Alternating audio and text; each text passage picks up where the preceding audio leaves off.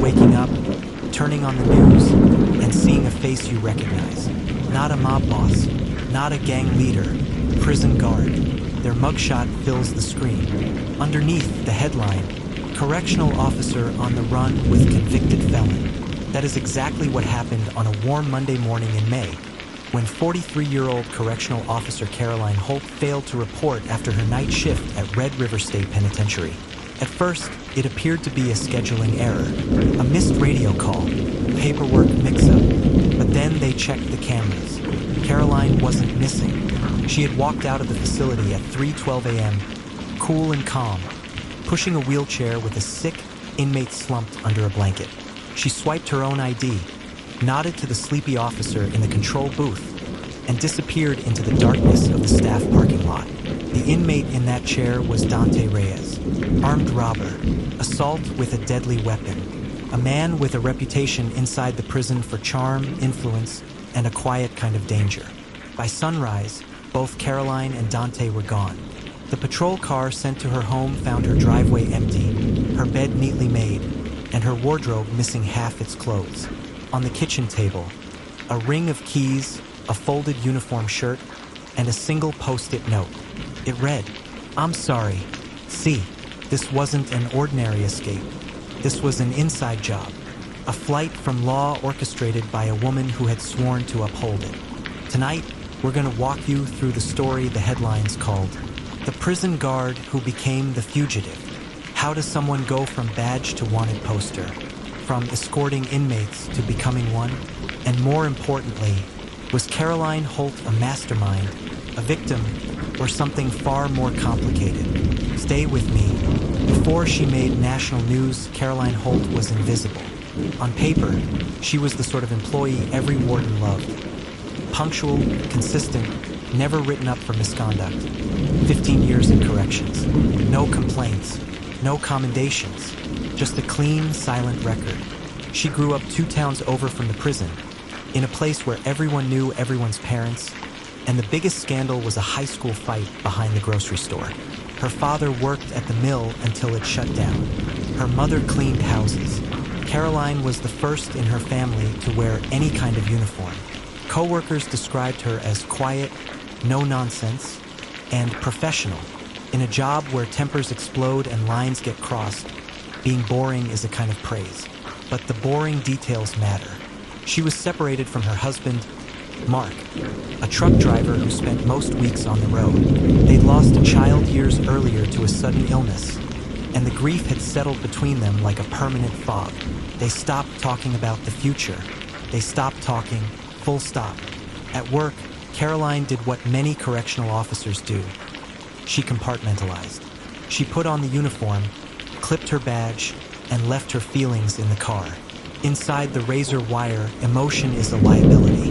But she was human. She stayed late for doubles. She took the holiday shifts no one else wanted. Her supervisor chalked it up to solid work ethic. In reality, the overtime pay kept her afloat, and the hours kept her away from an empty house. The cracks were there, but subtle. The way she lingered by the infirmary windows during night rounds, staring at nothing. The way she jumped when certain alarms sounded. The way she volunteered for the same unit again and again was in C Block. C Block housed long-term offenders, men serving 10, 15, and 20-year sentences. Men used to watching, listening, and finding weak points in walls that weren't made of concrete. And in C Block, housed in cell C14, was inmate number 47219, Dante Alejandro Reyes. He noticed Caroline long before she noticed him. Before he was an inmate number, Dante Reyes was a name whispered in police briefings. He grew up on the south side of the city, the oldest of 3 brothers. By 18, he'd already been arrested twice. By 25, he was orchestrating armed robberies that looked more like small-scale military operations than street crimes. But Dante wasn't loud. That's what made him dangerous. Witnesses described him as polite, charming, and calm. He didn't yell. He didn't brag. He planned. His last job was supposed to be an easy score, a late-night cash drop at a strip mall check cashing store. The robbery went sideways when an off-duty officer stepped out of the pizza shop next door. Shots were fired. 2 people were hit. Dante took a plea deal to avoid life without parole. 15 years, eligible for review at 10, sent to Red River State Penitentiary. Inside, he adapted quickly. He kept his head down, stayed out of racial politics, and never joined a formal gang, but he always had protection. Favors owed. Information traded. Guards recognized him as smart, articulate, and careful, the kind of inmate who reads the rule book before breaking it. When he arrived on C Block, he watched everything. Which officers joked with inmates, which ones overreacted, which ones seemed tired, which ones quietly were lonely. Caroline Holt fell into that last category. The first time she wrote his name in the logbook, she barely looked at him. Standard cell check, standard questions. Reyes, you good? Yes, ma'am. No problems. No, ma'am. That ma'am stuck with her. Respectful, controlled, no attitude. To Dante, that tiny reaction mattered. Over weeks, he timed his requests to her rounds. A question about a missing form. A polite reminder about a delayed medical appointment. Never demanding, never flirtatious, just present, steady. He noticed she never wore a wedding ring. He noticed the way her shoulders tensed during inmate arguments, like she'd rather be anywhere else. He didn't rush. Most inmates push, test, and provoke. They ask for favors too quickly. Dante did the opposite. He waited. Because of the kind of plan he was considering, he wouldn't just need a guard. He would need a believer. In correctional work, there's a phrase every officer hears in training. Lines don't get crossed in one leap. They get smudged. For Caroline, the smudge began with a pen. It was a slow Tuesday afternoon on C Block. The usual noise level had dropped. Half the unit was at the yard, the other half pretending to nap. Caroline was updating the log, fighting a pounding headache she'd brought from home. Dante approached the bars of his cell, holding a form. Officer Holt? She didn't look up at first. Back from the yard early? I skipped yard. I need to file this grievance. She held out her hand. You know the process. He passed the paper through the slot. It was neatly filled out, citing delays in his scheduled medical review. She scanned it, nodded. Looks in order. He hesitated. I don't have a pen to sign the bottom. Policy was clear. Inmates were supposed to use designated pencils available in the day room, not personal items from staff. But the day room was closed, short-staffed. Taking him out of the cell for something so minor would mean paperwork and delays. Caroline sighed and pulled a pen from her pocket. Sign it. Hand it straight back. He did. No comment. No joke. Just thank you, ma'am. It was small. Forgettable. She didn't even mention it in the log. But Dante did not forget. To him, that pen wasn't ink. It was data. She was willing to bend a rule for convenience. Willing to trust that he wouldn't exploit it. Willing to let policy give way to practicality. Weeks later, it happened again. Not with a pen, but with a phone call. Dante asked if she could check whether his younger brother had been approved for visitation. He framed it as worry. Their mother was sick, and he hadn't heard from them in weeks. Please, officer, they don't tell us anything straight in here. There were official channels for that. Inmates could submit requests, wait for updates. But Caroline was already at the unit computer. It took her 30 seconds to pull up the visitation list. Your brother's cleared, she said. Saturday, 10 to noon. He exhaled, like he'd been holding his breath for days. Thank you. You have no idea what that means. Again, minor. Again, no immediate consequence. But in the mental ledger inside Dante's head, a balance was forming. She had helped him, twice.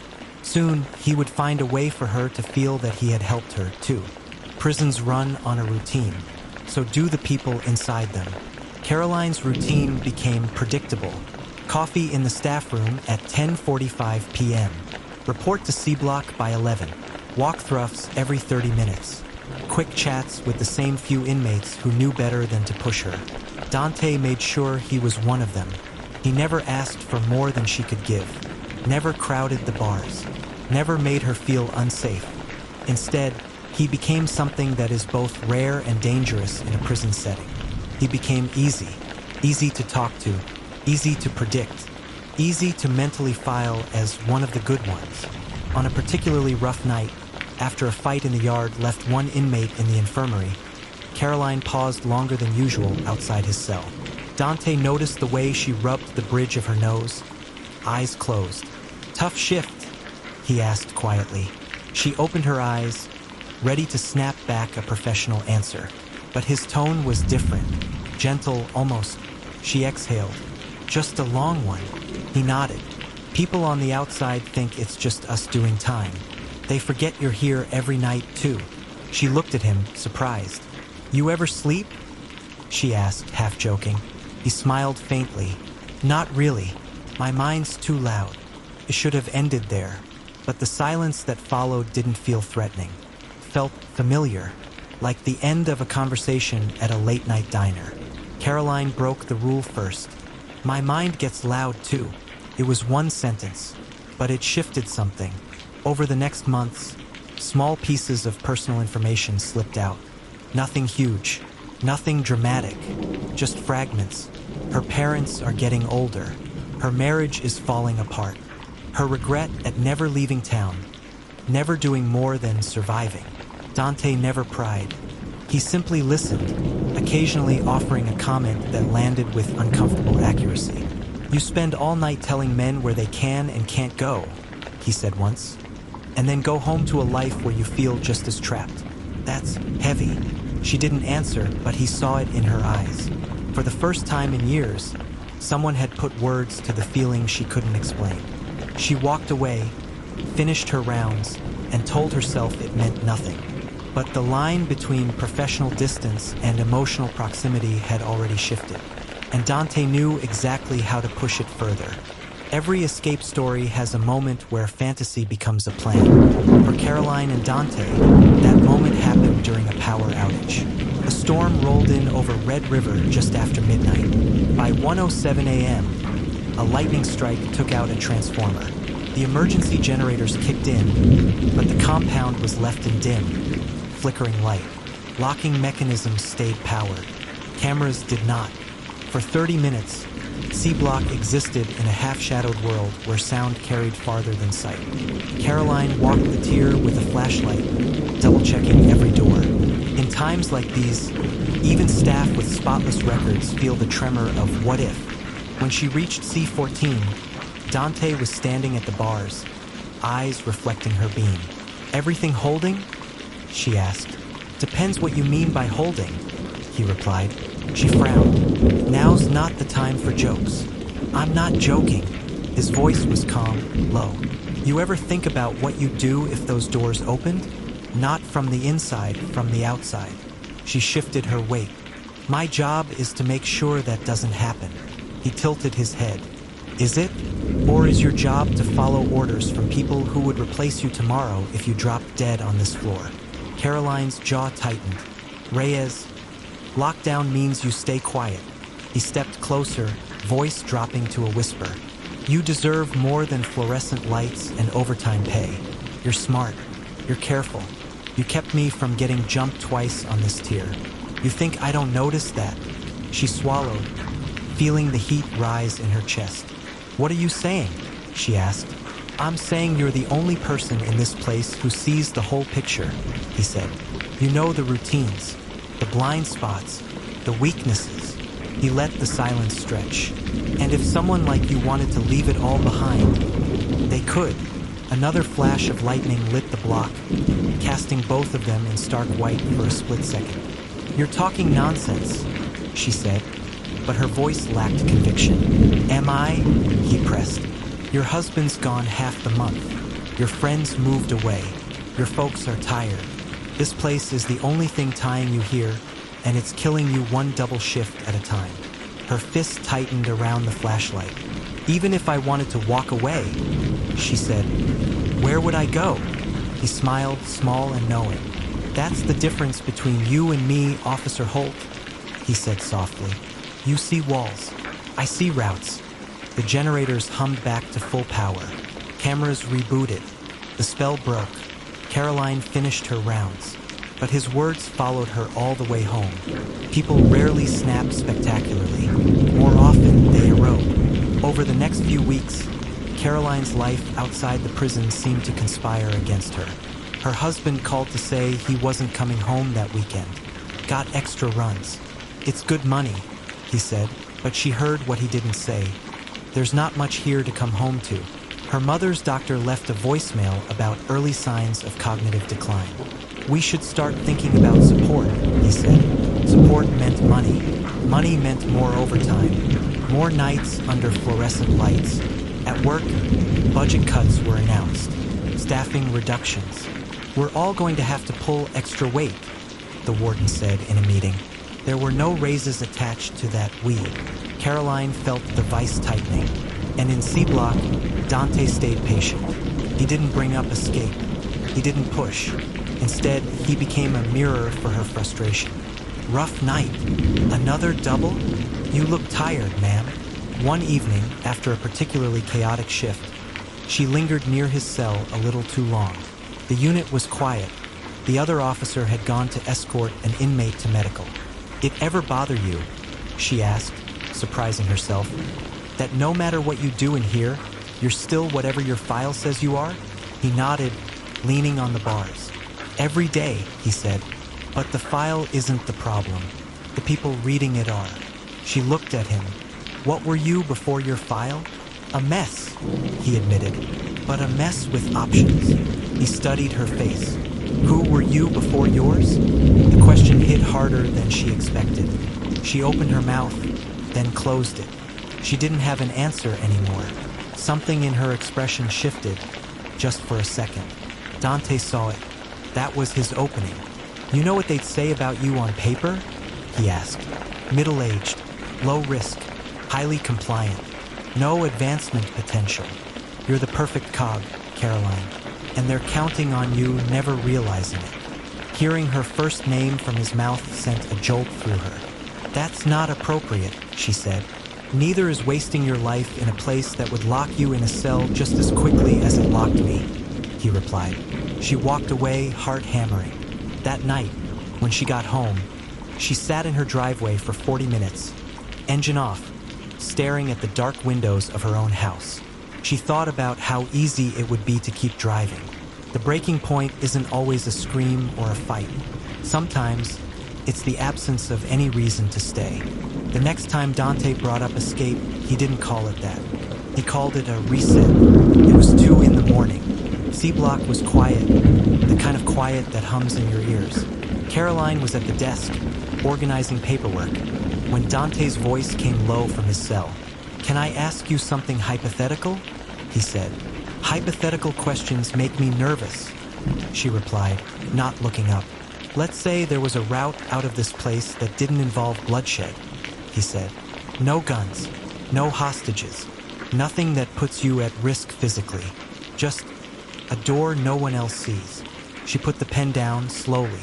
You know how many times I've heard inmates talk about escape? She asked. Hundreds. You're not special. I'm not talking about the yard fence, he said. I'm talking about the transport bay. That got her attention. The transport bay was where inmates left the facility for court, hospital visits, and transfers. It was also one of the most controlled, camera-covered areas on the compound. What about it? She asked. 2 months ago, he said, I had that dental appointment in town. Remember? She did. She had been on duty when the van left.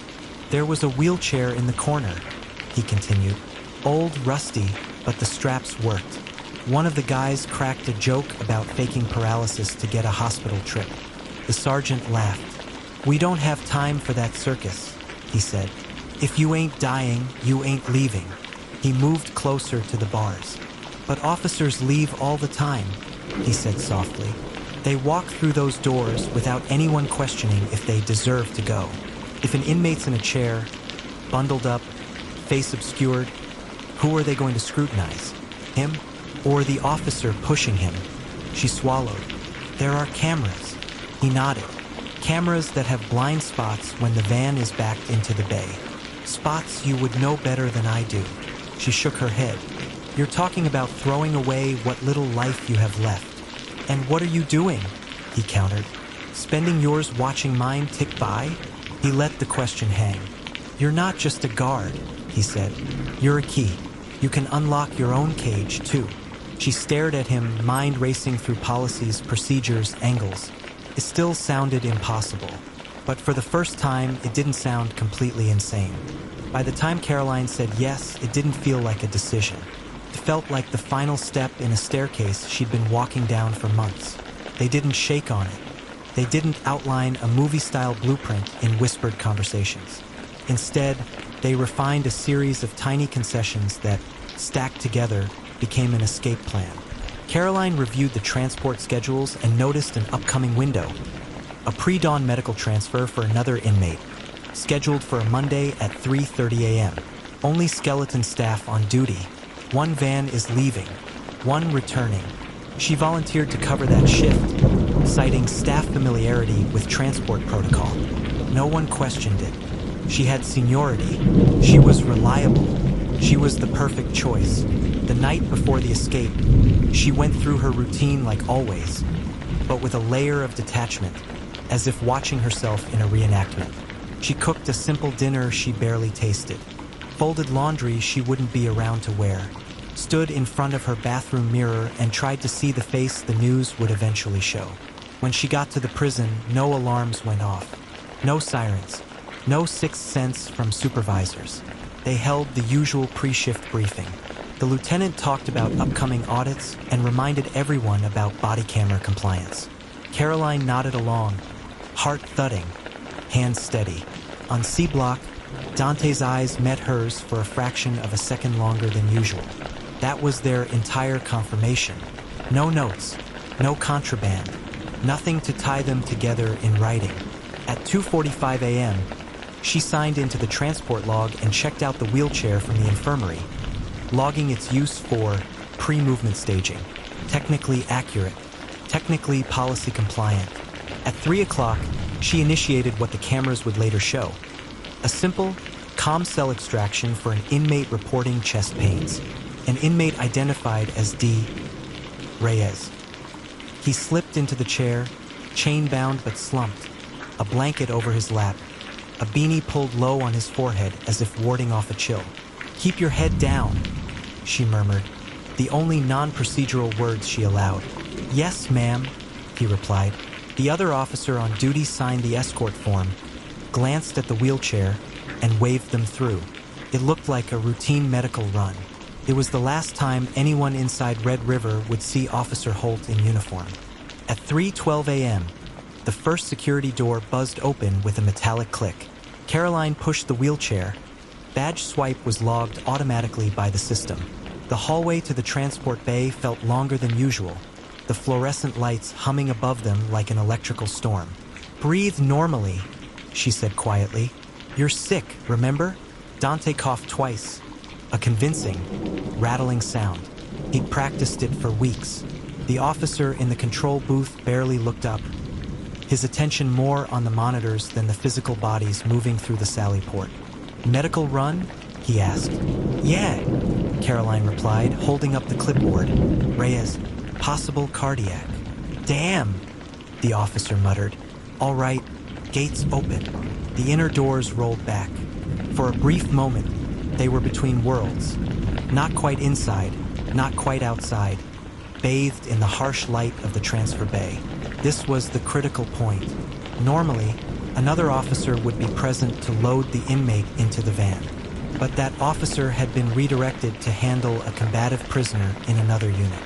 Budget cuts meant no backup. It was just Caroline, Dante, a wheelchair, and a van pointed at the access road. She wheeled him to the back of the vehicle, heart pounding. "On 3, she whispered. "You move when I move." He nodded, tension radiating from him in controlled waves. 1, he shifted slightly under the blanket. 2, she hit the lift control.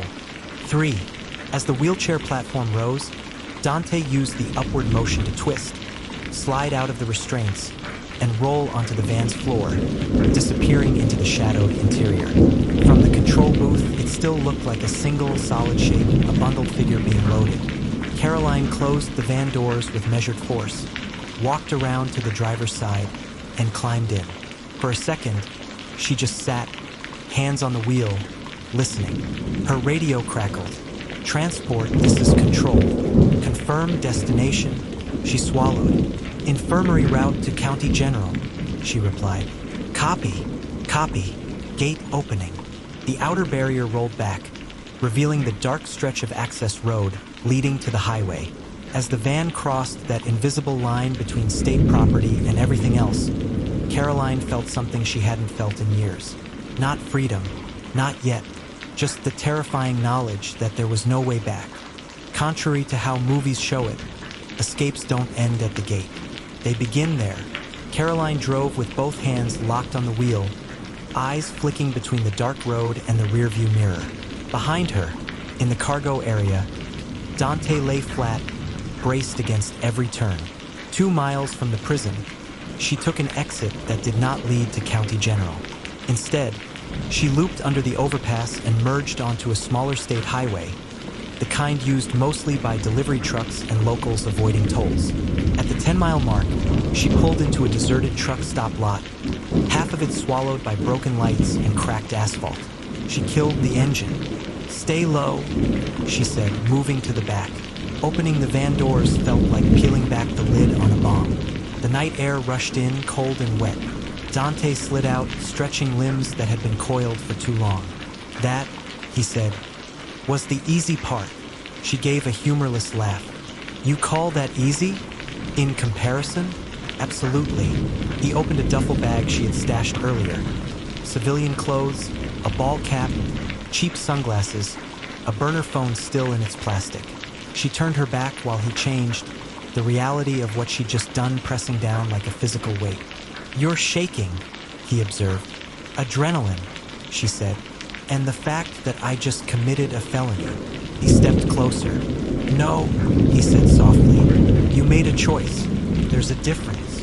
She met his gaze, searching for certainty and finding only reflection. "What now?" she asked. "Now we disappear," he said. "At least for a while." They ditched the van a few miles away, abandoning it behind an abandoned warehouse, wiping down every surface they could think of.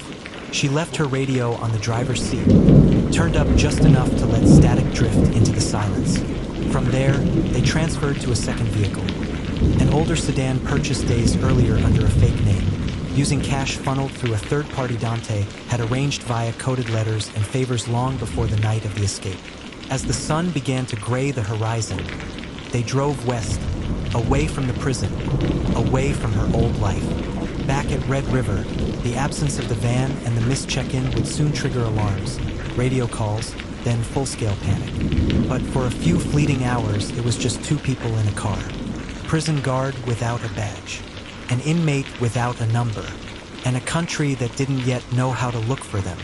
By mid-morning, their story had gone national. News anchors rotated through the same phrases. Inside job, guard turned fugitive, dangerous convict on the run. The warden held a press conference, jaw clenched, tie slightly askew, reading from a prepared statement about a betrayal of trust and ongoing cooperation with federal authorities. Beside him, a blown-up photo of Caroline's ID picture appeared on the podium. Beneath it, a grainy still from the surveillance footage, her pushing the wheelchair through the sally port. Social media did what social media always does.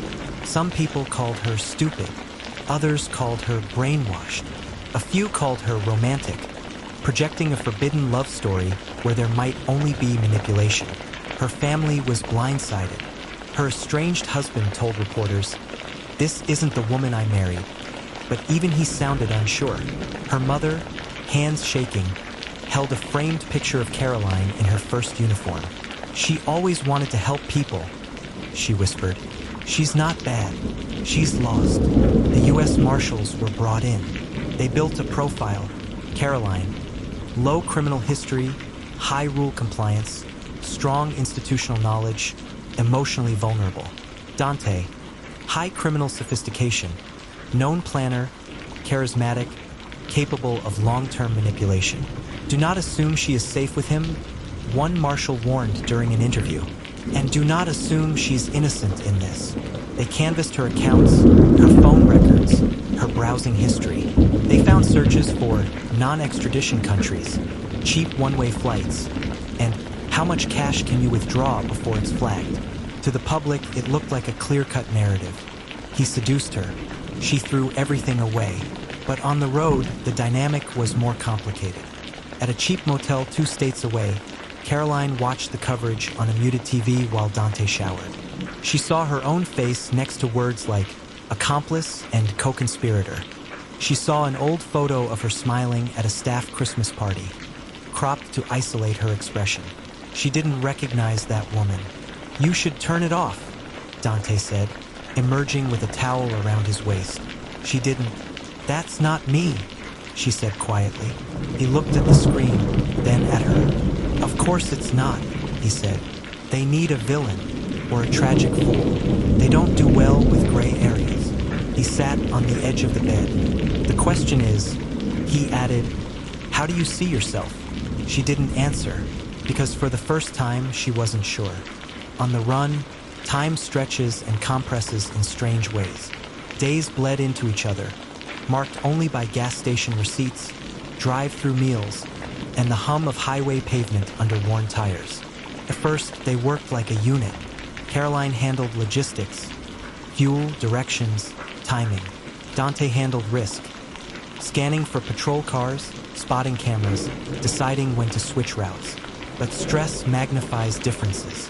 Caroline wanted anonymity, small towns, cash purchases, low profiles. Dante wanted speed, longer drives, riskier shortcuts, fewer stops. "Every time we get out of the car, it's another chance to be seen," he argued. "Every extra mile we push tired is another chance to crash," she countered. One night, parked behind a closed furniture store, their argument escalated. "You're not in charge in here like you were in there," she snapped. "You're not the one with the badge anymore." He gave a humorless smile. "Newsflash, Caroline, you're not the one with the badge anymore either." The words hit like a slap. Silence settled between them, heavy and sour. It wasn't just logistics, it was control. Inside the prison, roles had been clear. She was the officer, he was the inmate. Outside, the dynamic shifted constantly, especially as money ran low and safe options narrowed. At a roadside diner, she caught him watching the teenage waitress a little too closely. Not with lust, but with calculation, like he was assessing her as a potential mark. "We're not dragging anyone else into this," she warned later. He shrugged. "Relax. I was just thinking. People ignore servers. They hear things. Could have been useful." "Useful to you," she said. "Not to us." He tilted his head. "We are us, remember?" She stared at him, wondering when exactly she'd stopped believing that. That night, as he slept, she went through his duffel, looking for anything he hadn't told her about. Extra IDs, hidden cash, a second phone. She found nothing. The real secret wasn't in what he carried. It was in how easily he adapted to being a fugitive. How naturally he seemed to accept that this living in stolen time was better than a cell. For Caroline, every mile away from Red River was a question mark. For Dante, it was the only answer he'd ever trusted. The turning point came at a cheap roadside motel an hour outside a mid-sized city. It was the kind of place that was rented by the week to construction crews and by the hour to everyone else. Caroline paid cash for the room, using the same practiced lie about waiting for my husband to finish a job nearby. The clerk, a bored man in his 50s, barely looked at her. In the room, she double-locked the door and pulled the curtains tight. The air conditioner rattled like it was fighting for its life. Dante paced. "We can't keep doing this," he said. "Motel to motel. We need a jump." "A jump to where?" she asked. "Your fake IDs aren't going to get us on a plane, and we're on half the most wanted lists in the country by now." "That's why we go south," he replied. "Border towns. There are routes. People who owe me favors." She stared at him. "You really think some old contact is going to risk their entire operation to smuggle in a burned-out prison guard and a hot fugitive?" she asked. "You're leverage, Dante, not family." He stepped closer. And what, you want to turn around? He challenged. Walk into the nearest sheriff's office and hand yourself over? Go back to strip searches and lockdowns and 12-hour shifts until your body gives out. Her throat tightened. You said you wanted out, he pressed. You said this place was killing you. I said working there was killing me, she replied. I didn't say being on the run felt like living. He scoffed. You're just scared. Yes, she snapped. I am scared because I broke the law, because I helped you, because somewhere out there is a marshal or a deputy or a trooper who's going to see my face and not hesitate. Silence settled. Then he said something that chilled her more than any news broadcast had. You think they're going to treat you like a guard gone astray? He asked. They're going to treat you like what you've become, my accomplice. She didn't sleep that night. While Dante snored softly, she sat in the dark, replaying the last weeks in her mind, pinning each decision on an invisible board. Somewhere along the line, the narrative she'd been telling herself, that she was in control, that she was choosing a new future, had slipped. She'd stopped writing the story and started being written into his. The end didn't come in a blaze of gunfire or a high-speed chase. It came in a parking lot behind a grocery store, under a gray, indifferent sky. A woman in the produce aisle had recognized Caroline from the news, not from her face, but from the way she kept her head down, the way she scanned the exits. She moved like she was still on duty, the woman later told reporters. The tip reached the marshals within minutes. They moved quietly, unmarked cars gliding into the area, agents in plain clothes taking positions with the patience of people who know time is on their side. Caroline noticed the first hint of something wrong when a minivan parked 2 rows over and didn't empty. No kids, no groceries, just 2 people pretending to look at their phones. Her heart started to race. When she got back into the car, Dante sensed it immediately. What is it? He asked. We have to go, she said, turning the key. As they pulled toward the lot exit, she saw it. A sedan angled slightly wrong, blocking just a bit more than it should, and the glint of something on the driver's hip. Dante, she whispered. They're here. For a moment, he didn't speak. Then he did something she didn't expect. Take your hands off the wheel, he said. Slowly. What? Put them where they can see them, he said. Now. The loudspeaker crackled behind them. Caroline Holt, Dante Reyes, turn off the engine and place your hands where we can see them. Time shrank to a pinpoint. She could floor it, try to ram through. They might make it 10, 20 yards before the first shot. Maybe more, maybe less. Or she could do what she'd done for 15 years before this. Follow orders. Her fingers trembled on the key. Then she turned the engine off. Outside, doors slammed. Voices shouted. Footsteps pounded. Dante's hands went up slowly. You don't have to protect me, he said quietly, without looking at her.